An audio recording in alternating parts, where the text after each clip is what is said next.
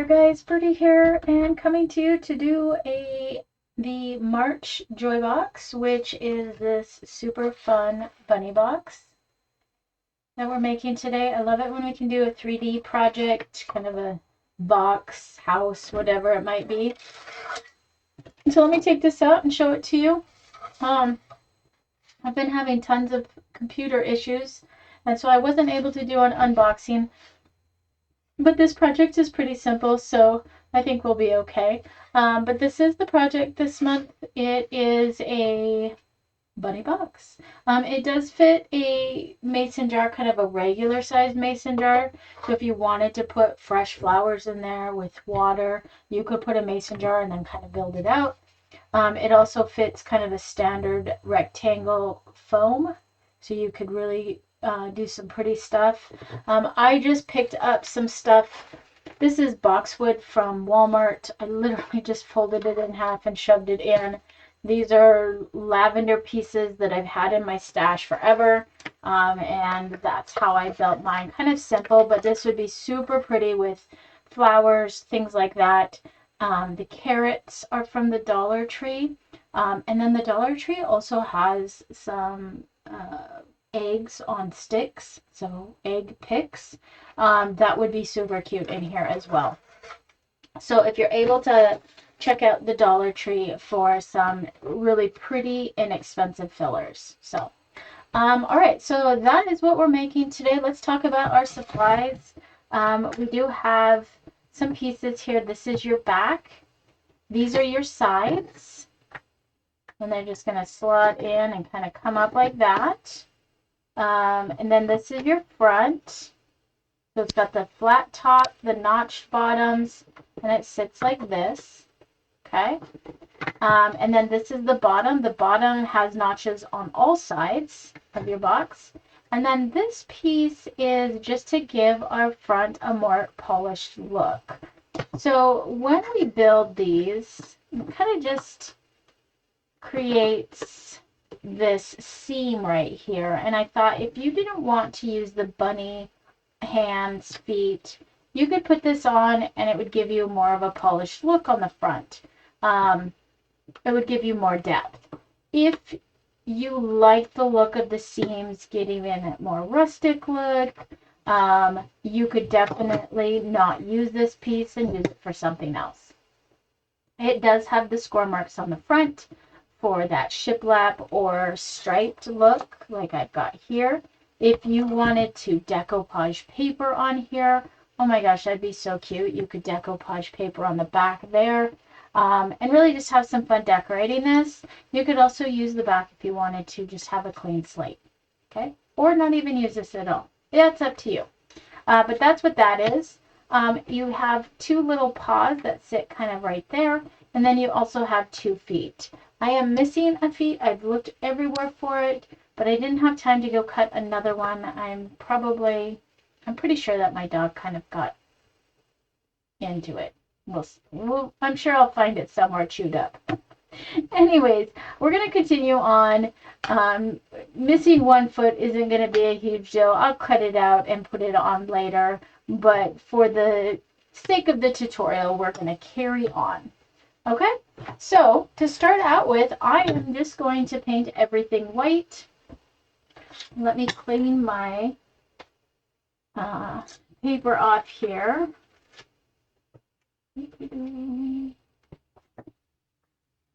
I just finished the tutorial for the Mini Make It. If you haven't seen that, ooh, isn't that cute? That was this month's Mini Make It piece that we did. I love that. So I'm going to go with a white bunny. And so I'm just going to start by painting all my pieces white on one side. So for the bunny back, I did paint all the way down to the bottom, as you can see, because I thought maybe you might see some of this in the arrangement, but I didn't paint the other pieces on the inside. That is a total preference. That's up to you if you want to do that. But we're going to start by painting all our pieces white. When you're working with paint, do go with light coats You want to have multiple light coats as opposed to one heavy coat. Acrylic paints dry super fast, so don't be too worried about it taking a super long time to do multiple coats. It actually dries faster with lighter coats, and you're able to get a more smooth finish. So this first coat is always super splotchy. I add a little water to my brush just to help loosen up the paint just a little bit. Because wood is super porous, we want to, help that paint flow over the wood a little bit. And so having a little water in your brush is helpful. I'm going to take it about down to there. I think that's going to be good. This piece is going to get covered up by this piece. So we're not even going to paint this front piece. I'm going to set it off to the side.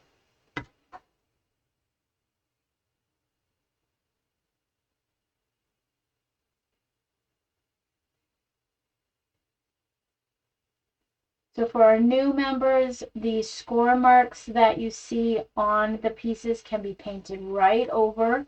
You'll still be able to see them whether you're using them to create stripes or a shiplap look. And I'll show you here in a minute how we can really make those stand out even after painting them. So we can still see those to create that striped look if we want to use those as guides. But if you really wanted it to look more like individual pieces of wood and you want to clean out those score marks, you can use a pointer tool like this or a needle or something sharp. And I'm just going to stick that in the line and slowly pull it, and you can see how that is all cleaned out. That one isn't. This is just a great way to clean out those without having to spend time being careful painting around them. So there we go. We've got those score marks back nice and bright, nice and dark, I should say. This is the bottom of the box, right? I did paint this one, but it was probably because I was just painting everything. I'm not going to paint that one in this video. I'm not going to see the bottom of the box, so we're going to push that one off to the side as well.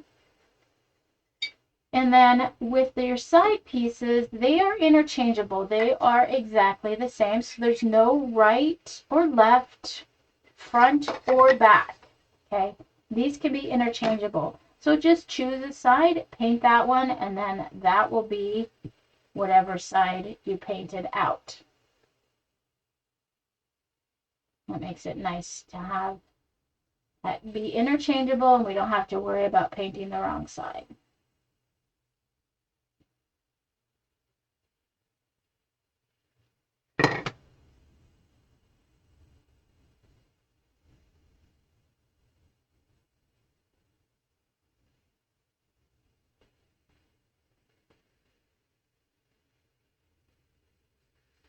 This would be really cute just stained as well, just a stained bunny. You could paint a face on the back. Like I said, decoupage some paper on it. Oh, so many possibilities. Don't forget to post your pictures of your finished project. If you're able to finish it before the end of the month, you will get that bonus round insert, which is super cute and coordinates with the project.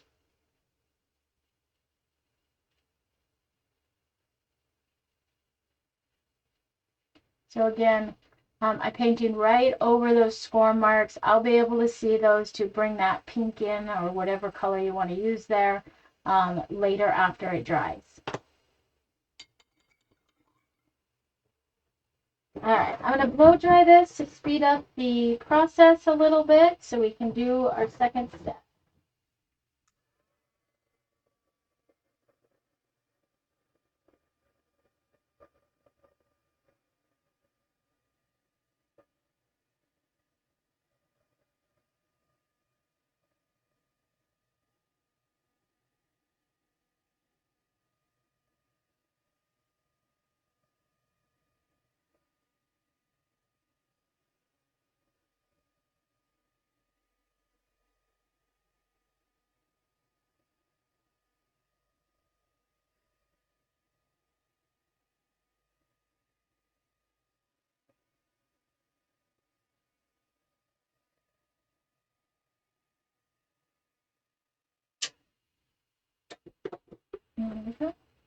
All right.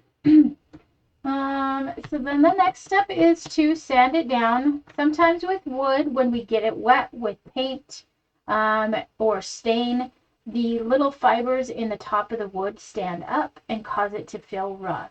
So after I do my first coat, I always take a second to lightly sand my pieces. This also smooths out any big bumps in the paint, big globby bits that might have been there that I missed, and just gives it a nice smooth texture. You don't have to sand it so hard that you remove the paint. It's just a soft sanding. We're knocking down some of those fibers.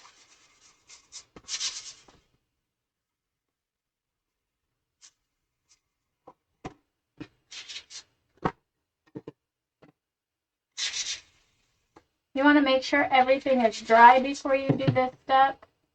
Let's see, some of these are still a little wet, so I'm going to hold off on that. Once it's sanded, we can go ahead and do our second coat.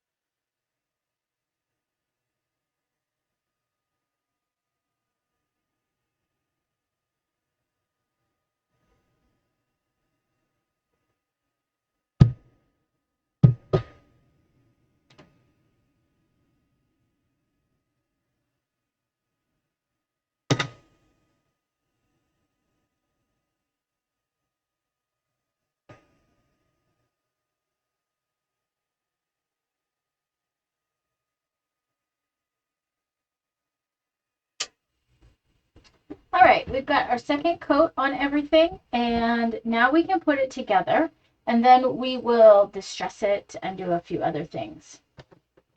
So I leave the bunny like this, and what I'm going to do is I'm going to apply So the slot here fits in the slot there.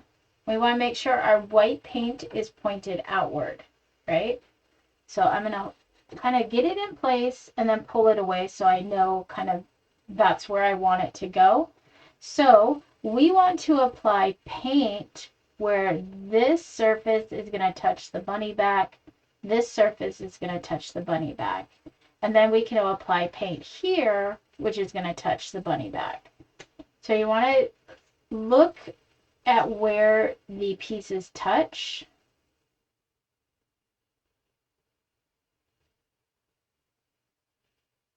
So I always kind of put it together, looking at where my parts go together. And then we're just going to put that right in there like that and kind of just let it sit. Okay. So again, get your white out and kind of look at it like a hinge. I'm going to just kind of bring that tab right in there and lift it up. Pull it away. I know I need to paint or glue here, here, and here. Those are my points where it's going to touch. It's going to touch in other spots as well, but those are the easiest to glue up. You could also use a brush and kind of glue all the spots together, but I feel like this just is the easiest for me. Okay, I'm going to let that sit like that for just a second, and then I'm going to go get my bottom. The bottom is interchangeable as well. It can go front, back, it's all the same. So I'm going to bring that up to the bottom of my bunny box. Make sure I'm in frame here. I'm going to slide that in and hinge it up and kind of look to see where my points are. So I'm going to put glue on this tab here.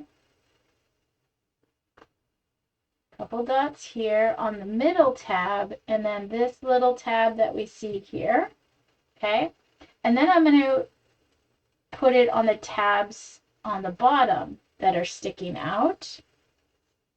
You're kind of looking at all the tabs that are on the sticking outside of the box. Now when I hinge this up, it's going to make contact with my side. So I want to make sure to put glue on these tabs here on the side. This is a big enough spot that I don't need to put glue on the tabs for the bottom. So I'm going to slide this in, lift it up, and I'm going to go slow here. This does take just a little bit of a wiggle. We want to make sure that the tab slides in here.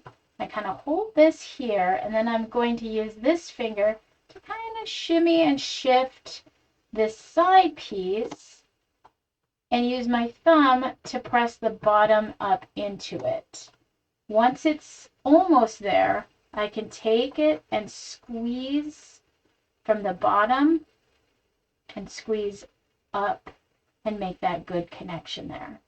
Just like that. Okay. All right. So then the front piece goes on. And we can kind of see how that's going to sit, right?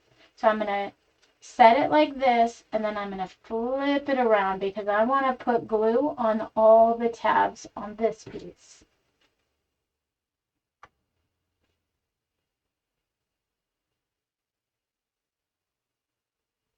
The tabs are the pieces that are sticking outside of the rectangle. Okay. So here, this little L tab, the middle L tab, and then the top. And so now when I go to flip this back around, it's going to make a connection with the box. And again, this is going to require a little bit of some wiggle room. I recommend putting the box together all at once. Don't try and do one piece, let the glue set up, do another piece, let the glue set up. Because it does take some movement for all the pieces to come together, you kind of want to work while the glue is semi-wet still so that you have a little flexibility to push your pieces around and get them to fit. Once they're all together like this, I do give it a good squeeze. There might be some pieces that have gotten a little warpy as we worked with them, whether that might be too much paint or too much finish, whatever you're using. And you can also kind of move them around and kind of see where you might have some gaps that need to be squeezed. Now, if you're using a glue that takes a while to set up, you can use some weights. So one of the things that I always have on hand are some weights, and I can just set them here.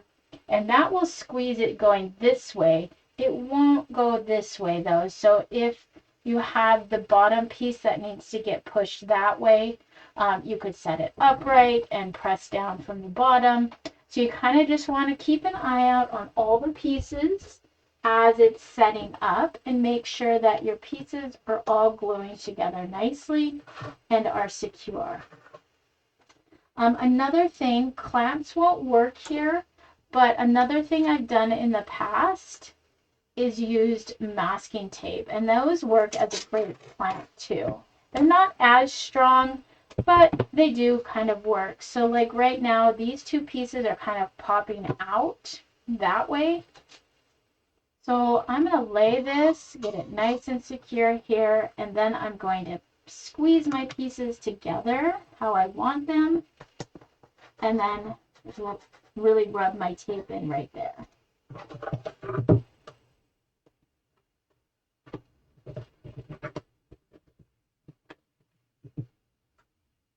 So that can kind of hold your box together as well. A good look inside, if you see any light coming through, that can also indicate that a piece isn't going in quite right. And so you can make a little adjustments as the glue is setting up. So I'm just going to hold this here for just a second. I have this one little corner that needs a little pressure, so we'll hold that and then we'll finish it up.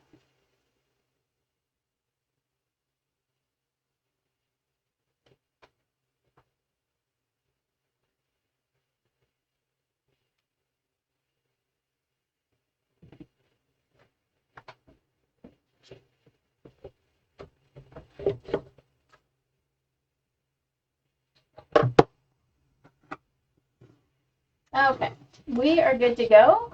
I can remove my tape that semi-helped me. I still have a little gap down there. This little piece didn't quite connect, but I'm not worried about it. It's got a good connection everywhere else, and it will hold for the flowers that I'm going to put in it. The next step then is to put our top on. So I'm going to do that now.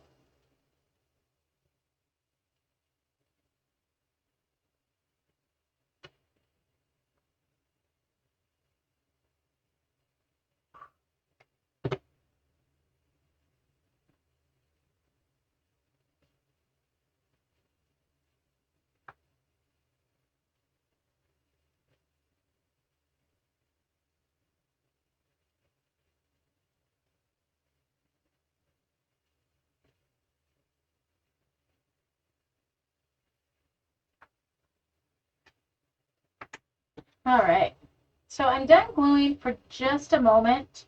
I want to do a little painting on this front piece, so I don't want to glue on my little paws and feet quite yet. But there we go. That is our box that's built. One thing I do want to mention too is normally I will say don't paint the edges. Don't do it. It's not worth it.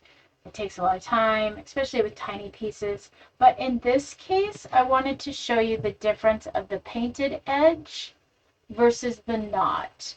Now this looks just as nice, especially if you're going to distress it. Leaving those dark edges are fine. But the painted edges on something like this does bring a more level of,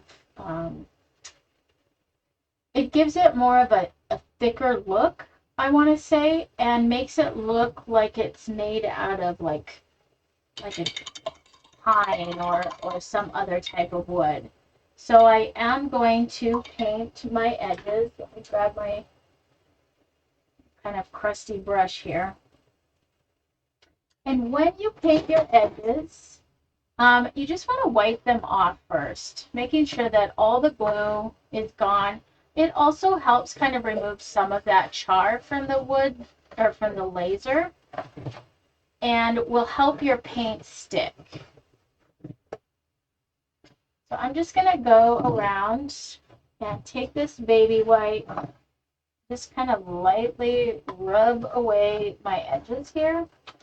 And now I can come in and paint them. It does take a couple coats to paint the edges because of that char. The other thing is I am distressing this, so I am not too concerned about the white paint turning a little smoky brown look to it. If you wanted a good solid white, it would take 4 coats maybe. And you just kind of want to take your time, let it dry to get a good solid coat on your edges. But we will just get around these edges here. If you're going to be decoupaging your piece, maybe you have some pretty paper or maybe a napkin that's a pretty spring napkin. You know, depending on the color of your napkin or paper, you might want to paint the edges before you decoupage to match. So let's say you had a really pretty blue background with some flowers on it and you're going to use that. You might want to paint your edges that blue color prior to decoupaging. Just a little easier in those instances. Doesn't that look great already? There are certain instances where I will paint my edges. This is one of them. Otherwise, you'll hear me constantly say, don't paint your edges. It's not necessary. It looks great without it. But I like the finished look of this. I think it just makes it look like a lot thicker wood versus a plywood, if that makes sense.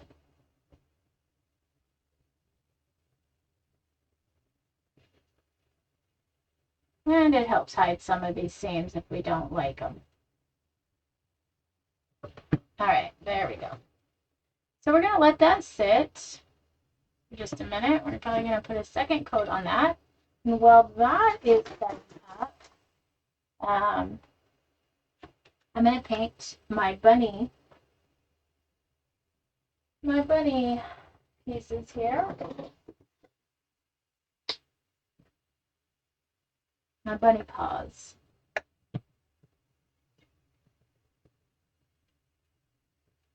Now you're going to have 2 of them. Remember, I have mislocated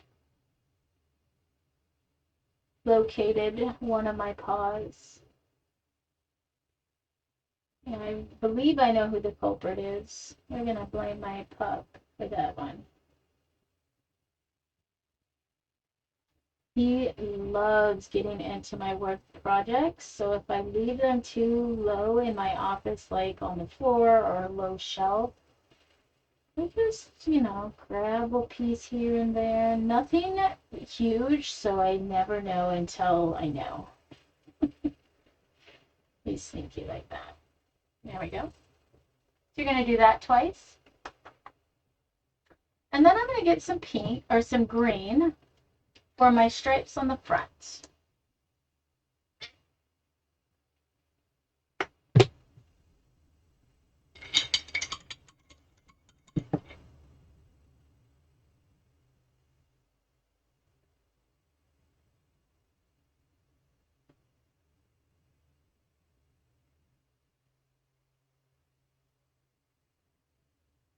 I am going for more of a rustic look, so I'm not going to get too carried away with getting it perfect.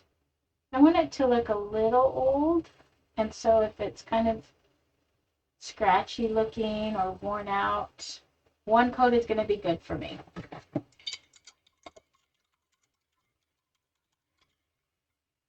Okay.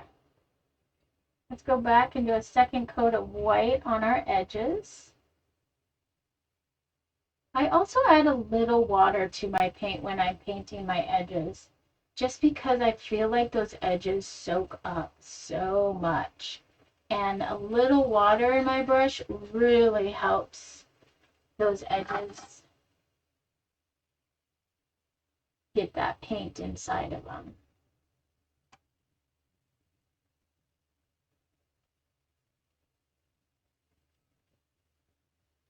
Get into all those little cut edges, those nooks and crannies on those edges.